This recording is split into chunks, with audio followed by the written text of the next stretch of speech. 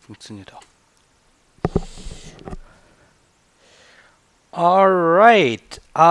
Welcome to today's stream about a few additions I made for X-Plane 11.1.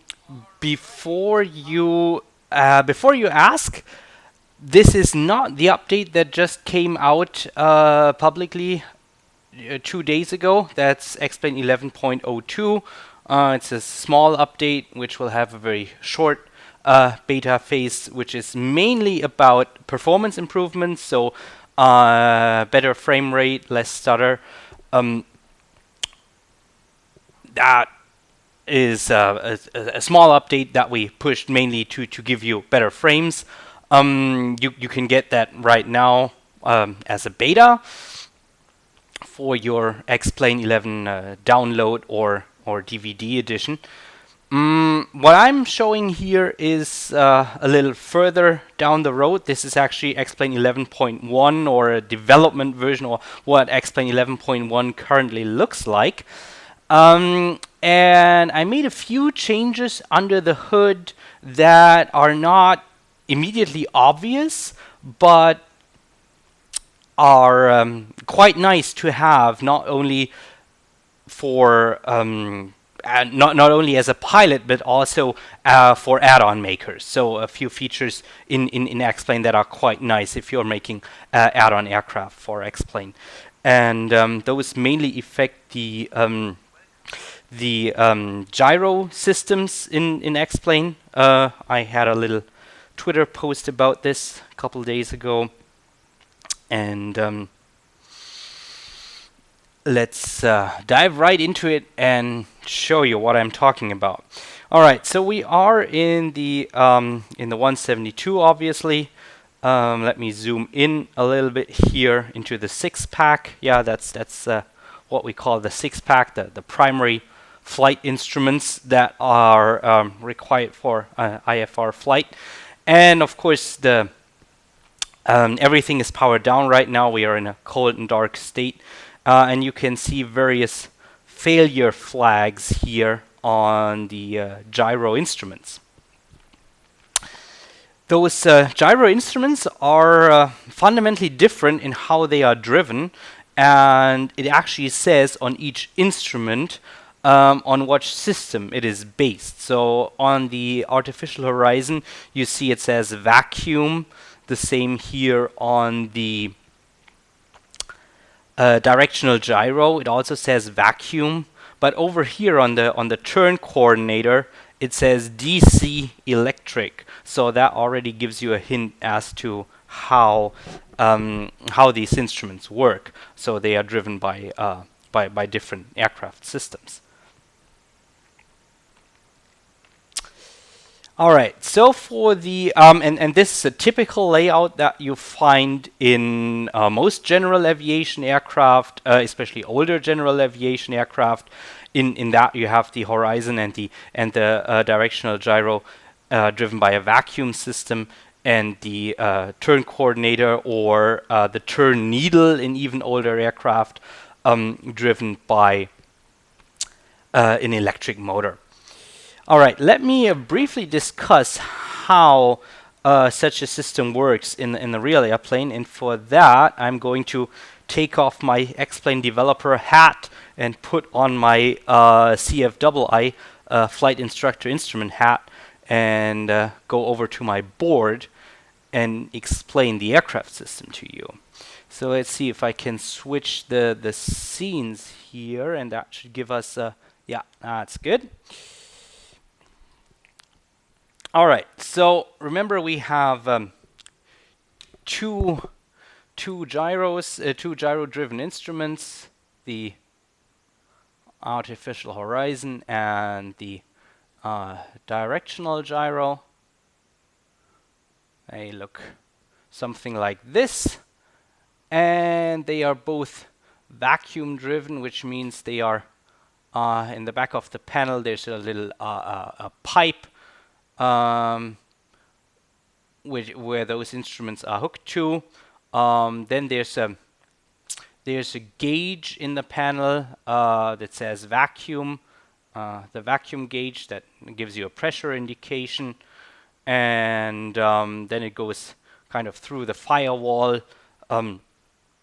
out to the engine compartment, and in the engine compartment there's a vacuum pump that is driven by the engine. Actually, it's driven off the accessory section of the engine, and that pulls the air outboard, and the instruments themselves have a little screen, a little air filter where the air gets pulled in. And the way it works is that the engine-driven vacuum pump, as it spins up, creates suction downstream here. You can see the vacuum instrument will indicate that there's a lack of pressure here, that suction here, and that suction causes the air, the outside air, or the cabin air rather, to be sucked into the instrument, where it spins through kind of a little propeller, which spins up the gyro, and then the air again passing through the gyro is sucked into this pipe and then dumped overboard. That's how it works.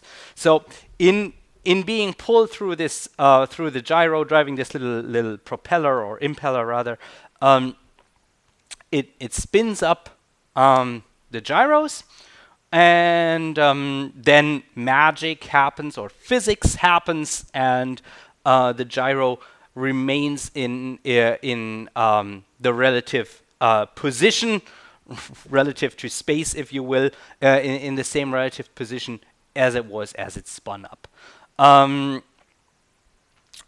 Of course, if that was all that was happening, it would not be terribly useful. We don't actually want the horizon to maintain just an orientation in space. What we want it is to first indicate the natural horizon, and then keep that position with regard to the natural horizon. I'm not going to go into details as to how exactly that works. There's a very clever mechanism that kind of allows it to detect where the 1G vector is, and if it's long enough in a stable position for the 1G vector, the air is directed in a way that it writes up the gyro in this position. If you want to know exactly how this works, Austin has written a long article, a great article on Austin's personal blog, not on developer.explain.com, not the developer blog, but Austin's personal blog on austinmeyer.com. He wrote a nice article about how artificial horizons work. So you might want to go check this out if you really want to know how it works. But for our purposes, all that happens is that air gets sucked through, gyro spins up, horizon works. Magic. With the directional gyro, it's a bit different. That thing just spins up and maintains its orientation with regards to the yaw axis, and it doesn't actually seek north on its own like a compass would. So in order to make it useful for navigation, we have to align it initially with the magnetic compass. So somewhere up here in the panel, we have the magnetic compass, east and so on. That is just plain old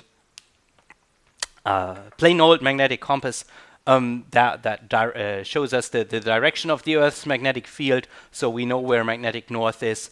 As soon as this gyro is stabilized, we take the adjustment button and adjust it so that it indicates the same direction as the magnetic compass, and then it's aligned and everything is fine, and it will keep showing the direction to magnetic north as we fly around, because the problem with the magnetic compass obviously is that it is subject to all kinds of compass errors. There's the dip error, the acceleration error.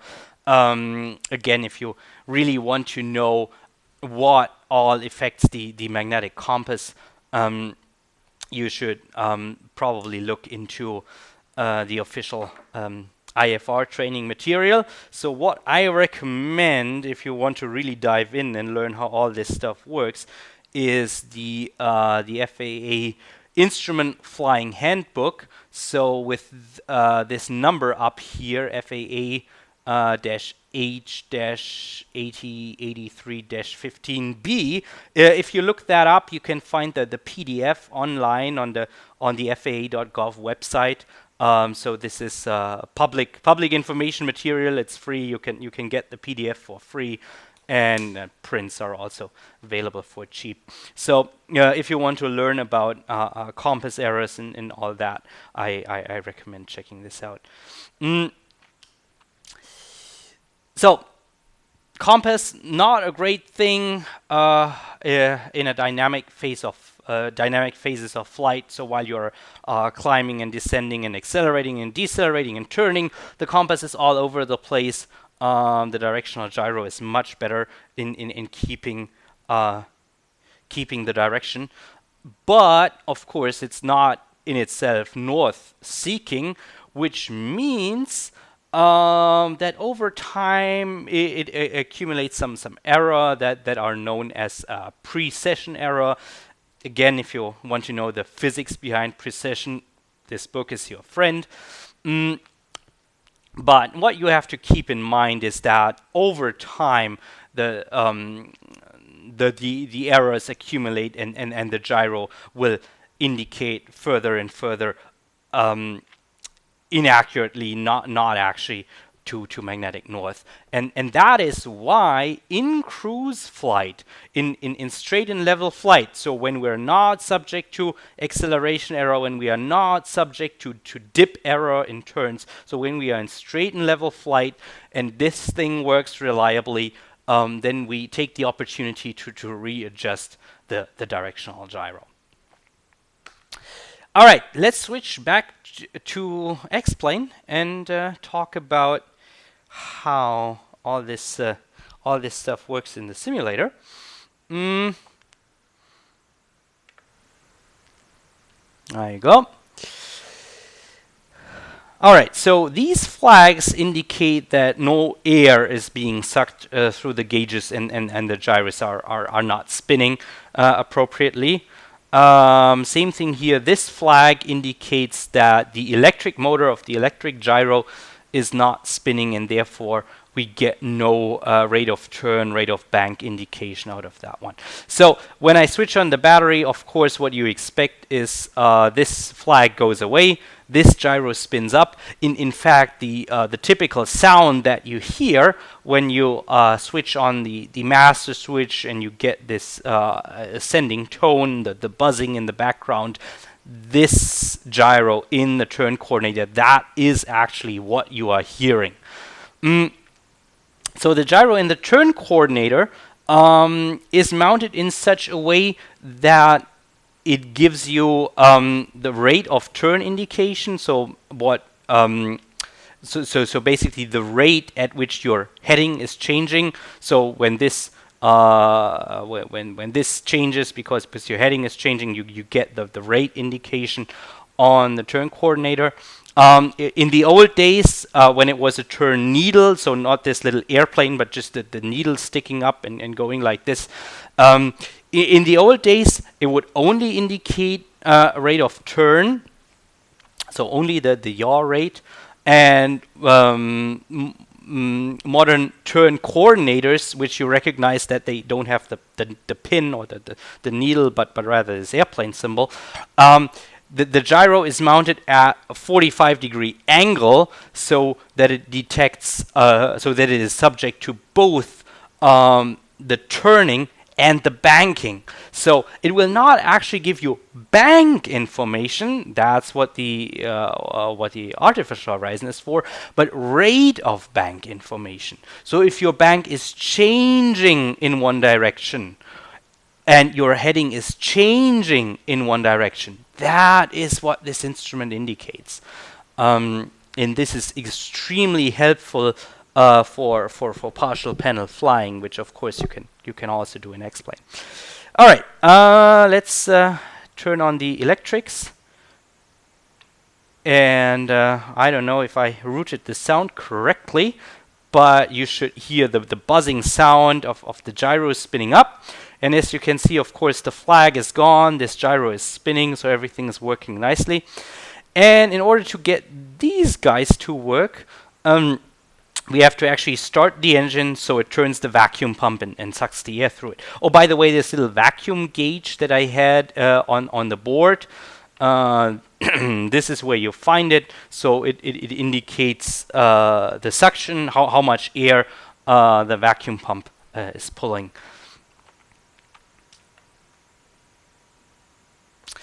All right, so when I start up the engine, what you're going to see is the vacuum gauge will come up, and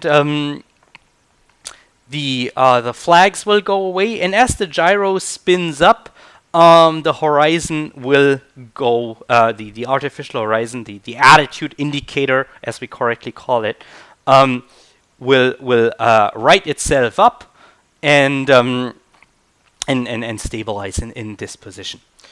All right, so let's do that. This one is fuel injected, right? Okay, so we give it a little prime like this, and of course now I don't have a physical mixture control, so I need to kind of cheat with the mouse a little bit. Clear prop.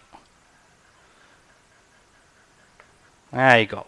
Nope, that's not it. Okay, maybe I overprimed it. Let's see. It's hard to do this if you don't actually have a mixture control.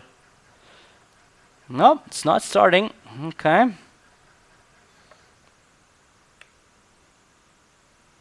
Jeez. Okay, try again. That sounds better. There you go. All right, so as you can see here, vacuum gauge comes up, flag goes away, horizon rights itself up. And so now all the gyros we have are spinning. Well, maybe I should turn on the... I'm an idiot. I had the boost pump on during the start. I shouldn't have done that. All right, so... lights out, and now of course you can see here the magnetic indication is something like let's see, 50, let's call it 52, 54 degrees is the magnetic heading, and now we have to grab this this twist button here. What you do in the real plane, you push it in, and then you twist it like this, and we set it to our heading.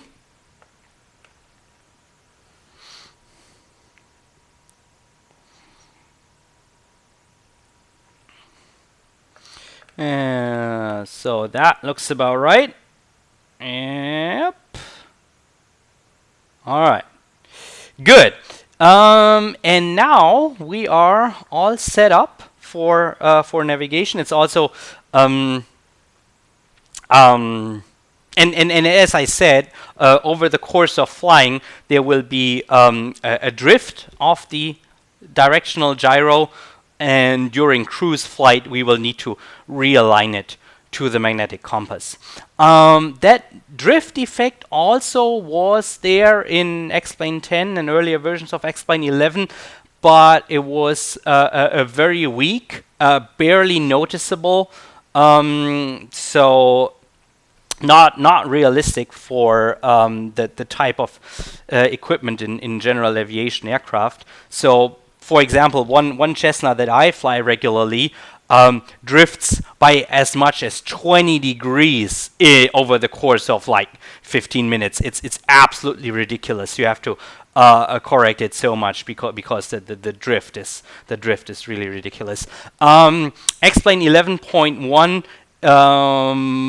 The drift is probably very mild, so it won't get crazy. That goes off like 10 degrees in 15 minutes, but it will certainly have a noticeable drift over an hour, where in X-Plane 11 you basically didn't ever have to realign it.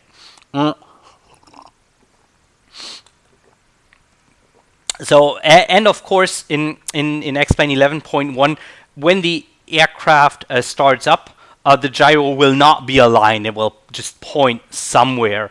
And the only exception if you load the plane with engines running. So if you just start up X-Plane with engines running, then everything will be set up and ready to go, and the gyro will already be aligned, and you take off and off you go. But if you load up the plane cold and dark, as I just did, the gyro will be pointing somewhere. And the reason it does that in real life is not only when the gyro spins down as it slows down due to so after the airplane is shut down, gyro loses its drive and its rotation, and as it spins down, certain irregularities in friction will usually cause it to go one way or the other way, and even if it's perfect, if it's a brand new gyro, no friction, no problems, it spins down, it holds this direction, and then what happens? Of course, your plane gets moved around on the tarmac. So someone comes with the gobble, with a red fork, puts it onto your nose wheel and pushes your plane around to a better parking position, because you dropped off the plane in front of the FBO and they move it across the ramp, and when you come back to your airplane, it's parked somewhere else, and it has been moved. The nose is pointing in a different direction, and of course, as the gyro wasn't working, the alignment of the gyro will of course no longer be correct, and X-Plane 11.1 will do the same thing. All right, so this is obviously the right way to do it in a 172. And now you're obviously asking, but I have never seen this alignment knob in an airliner, or in a King Air, or for that matter in a Mooney. How does it work there? And why don't airline pilots ever have to align their directional gyros? Well, they kind of do, but IRS alignment is a different topic. I will not talk about this today. So without further ado, let's switch into the Baron, and I'll show you a different system. So we switch into the Baron. Again, we start with cold and dark, and here you can see that the directional gyro, actually here it's an HSI, looks quite different. It also has two knobs, but one knob is for adjusting the CDI, the OBS course, and the other one is for adjusting the heading buck. So how the hell are you supposed to align this? And do you have to? And the answer is, if you look a little bit further up here to the left, you see a panel that says something like clockwise, counterclockwise, slave, and free. And this panel does absolutely nothing in X-Plane 10 and X-Plane 11 up until now. It was just not simulated until now. So let me explain to you how this works and what this panel actually does. So for that, again, taking off the developer hat, putting on the flight instructor hat, and I switch over this scene to my camera, and let's talk about the electric gyro system in the Baron.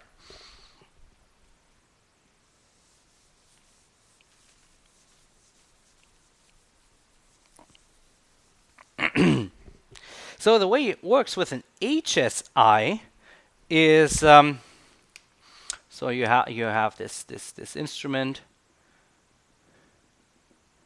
and it does not actually have a gyro in the instrument itself. Rather, it is slaved electrically to something, and what it is slaved to is usually an electric gyro that sits somewhere in the back of the plane, electrically driven, so not a vacuum pump like in the 172.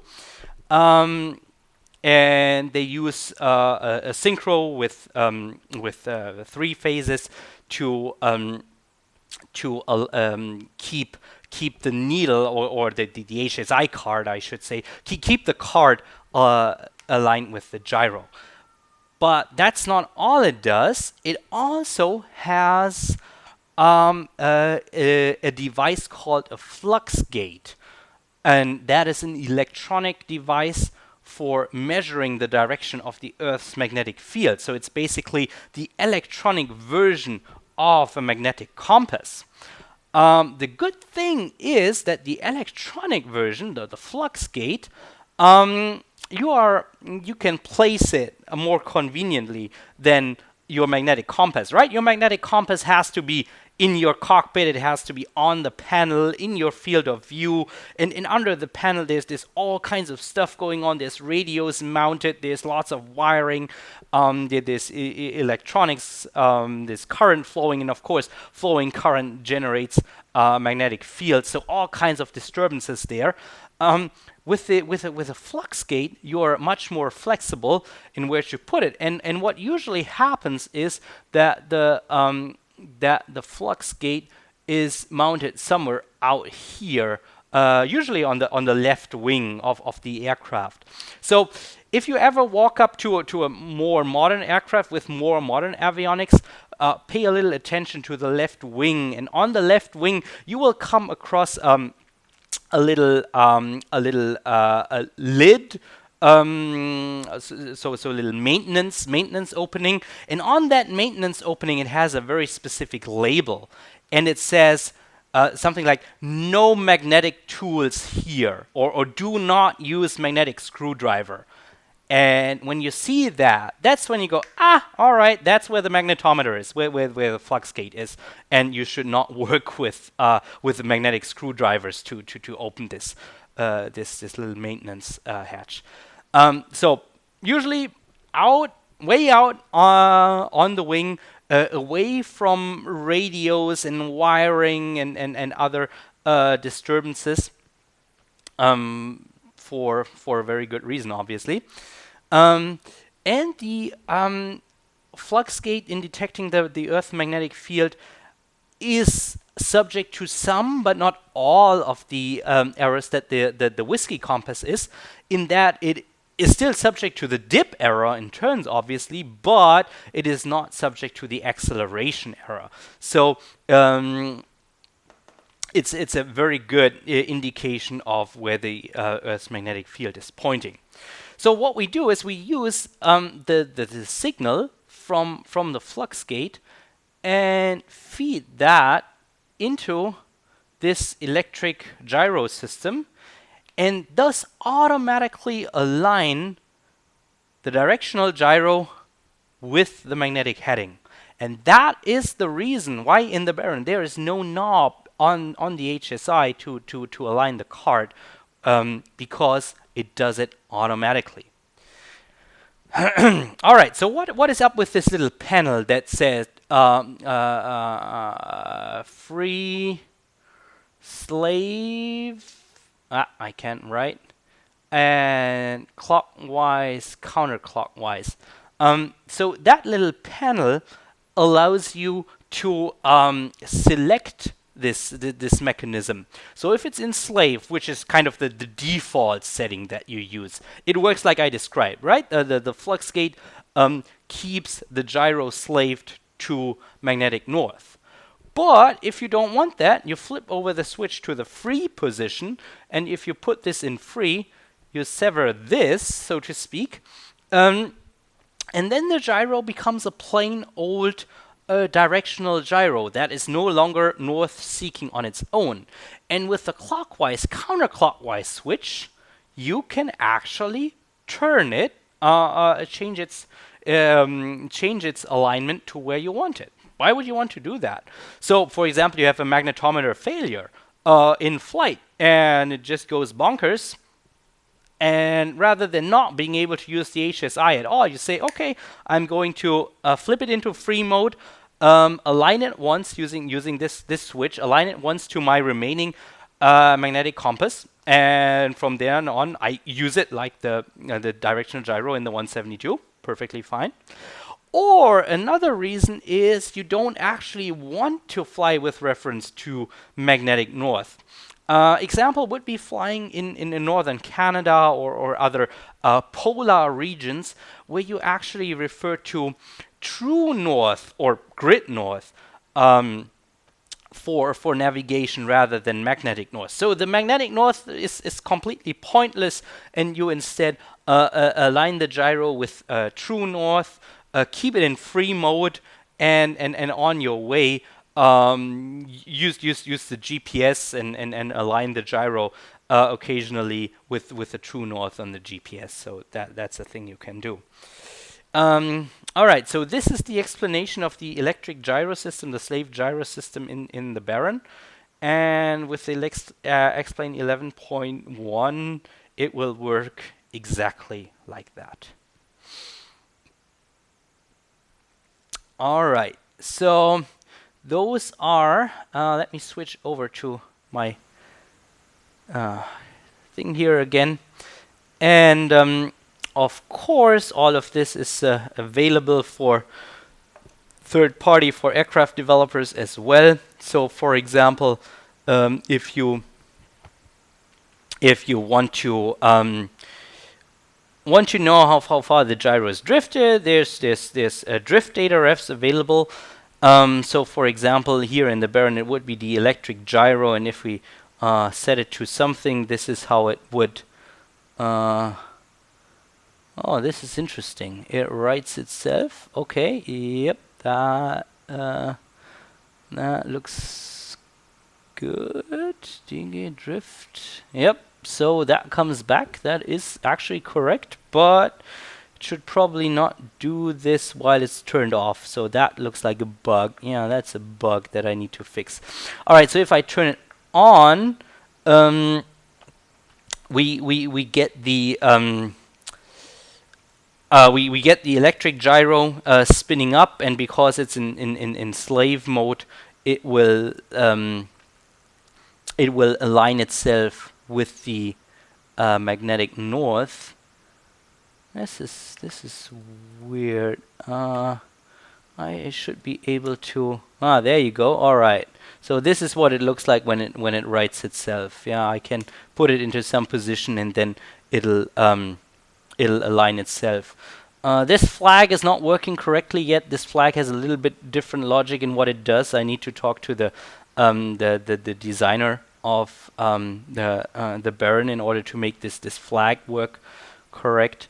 But I'm hopeful that for the 11.1 release, that will all work. That will all work correctly. All right, and as you can see here, we have 3 different gyro systems in X-plane. We have a vacuum, which is, of course, what we just talked about, what you find in the 172. We have electric, with the option of slaving the electric gyro, which is what we have here in the Baron. And we have AHARS, which is the modern fully electronic system that has no actual spinning gyros anymore. So no actual hardware that contains a spinny thing, but that works like the sensor in your phone.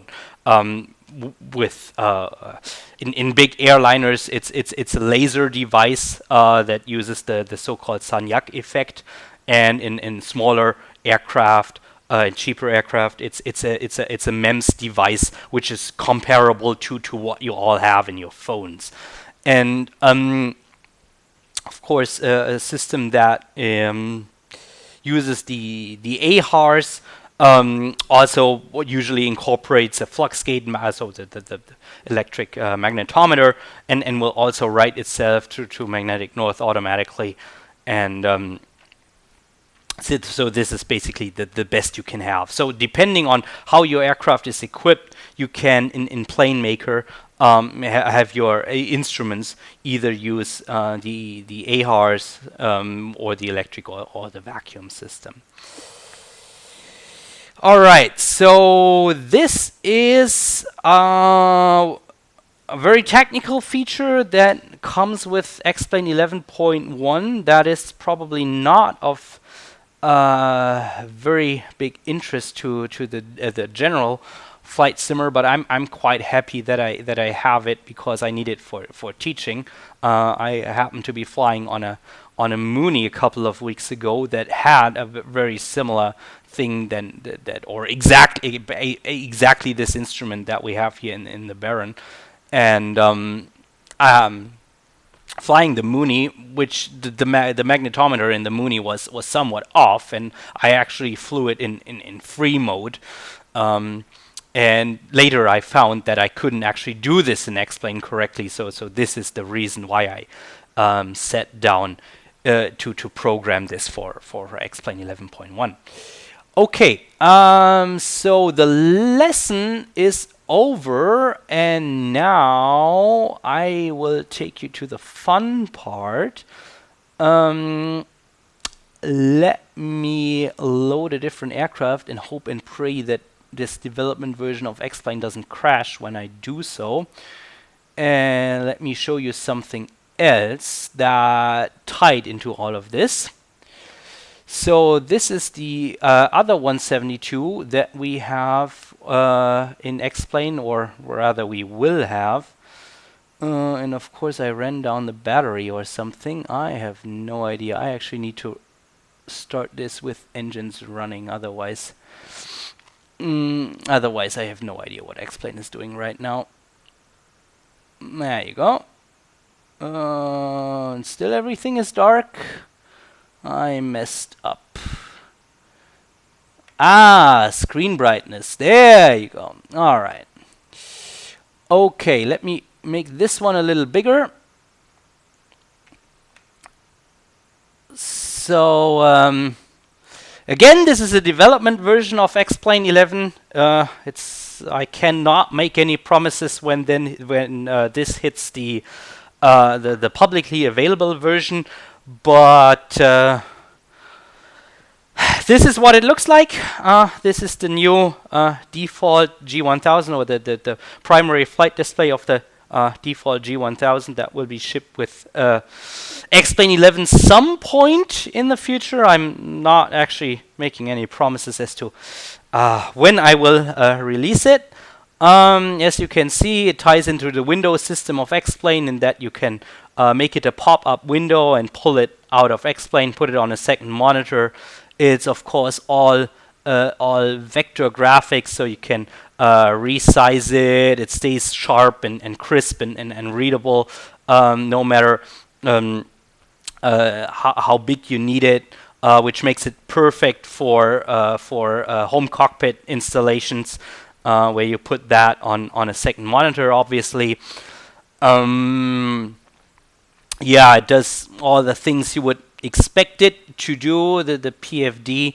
Let me show you a few things that some people really think about. Let me put this into an approach. So let me put the plane into the air and take a look at a few of the instruments. So something that very few people know is where do you actually find the turn coordinator on this one? Right? The turn coordinator and the inclinometer are required equipment for IFR flight, so you need to have them. Where are they? They are actually split up in two different displays. So I want to direct your attention to this little thingy that sits under the bank indicator. And what that does, it's the equivalent of the ball. It's the equivalent of the inclinometer in the turn coordinator.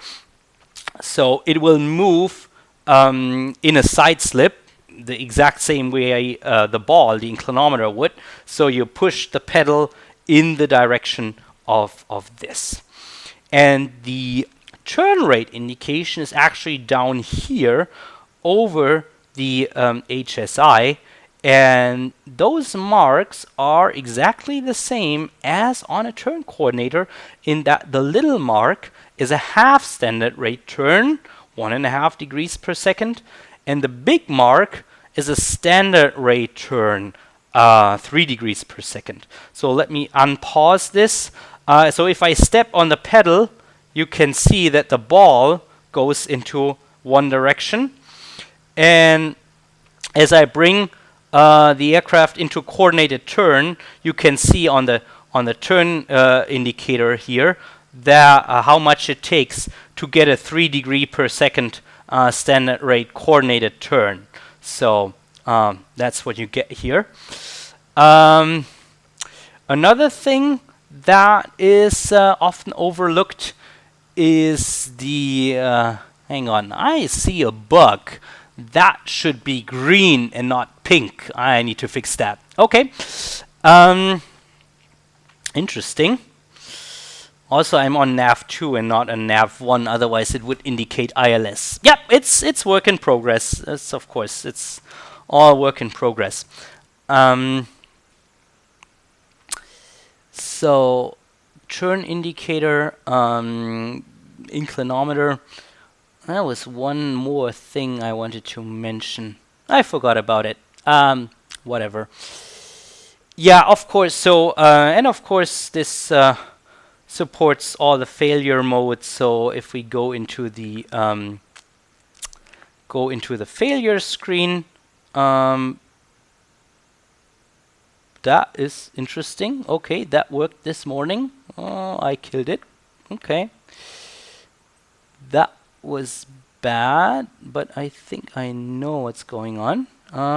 Does it still live? Yep, it still lives. Okay, I'm going to use the data ref editor. Okay, let me fail the magnetometer. So the thing I just talked about, remember this flux gate in the left wing of the aircraft, we can fail it, and with a failed magnetometer, the display will look like this. So the heading will no longer work, the HSI will no longer work. The next thing we can fail, obviously, is the AHAR system itself. And if I take the data ref for that and kill that, the indication on the PFD will look like this. So now we lost the attitude indication. And finally, just for good measure, we can also fail the air data computer. And then the indication on the PFD looks like that. And now nothing is working anymore.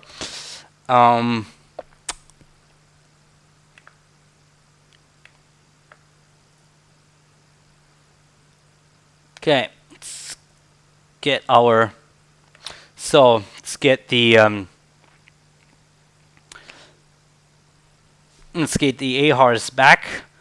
And as you can see, we still have the ball, but no longer the turn rate indicator. Oh, I just remembered the small item that I also wanted to try. Let me bring back everything to working. Get the, what did I fail? The magnetometer. Give me the magnetometer back. There you go. So this is what it looks like if the magnetometer is working. And now I will give us some crosswind.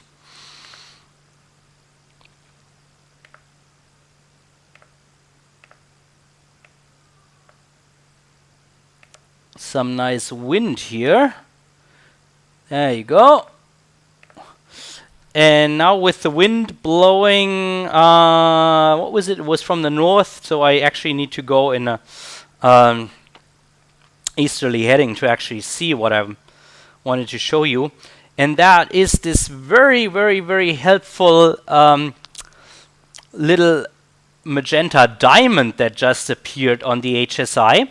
So up here where the turn rate indication is, now this little diamond appeared, and what that does, it indicates your ground track. So the 54 is your heading, your magnetic heading. This is where your nose is pointed, and this little diamond shows you where you are going over the ground with the wind influence, obviously.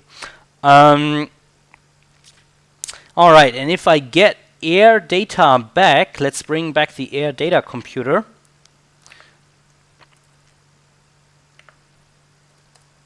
There you go. Now everything is back. And now we should have gotten the wind vector here, but we don't. So, yeah, more work for me to do, obviously. Yeah, as I said, this is a 11.1 development version. So, not going to make any promises when this is actually coming out.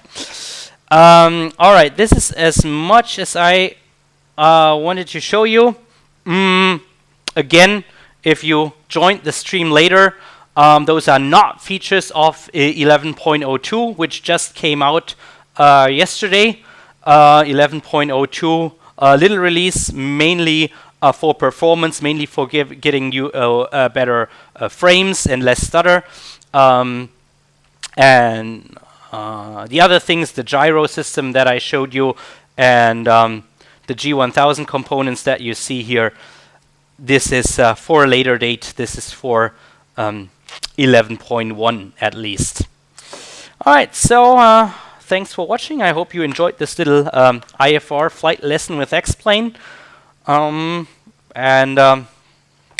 always 3 greens and happy landings.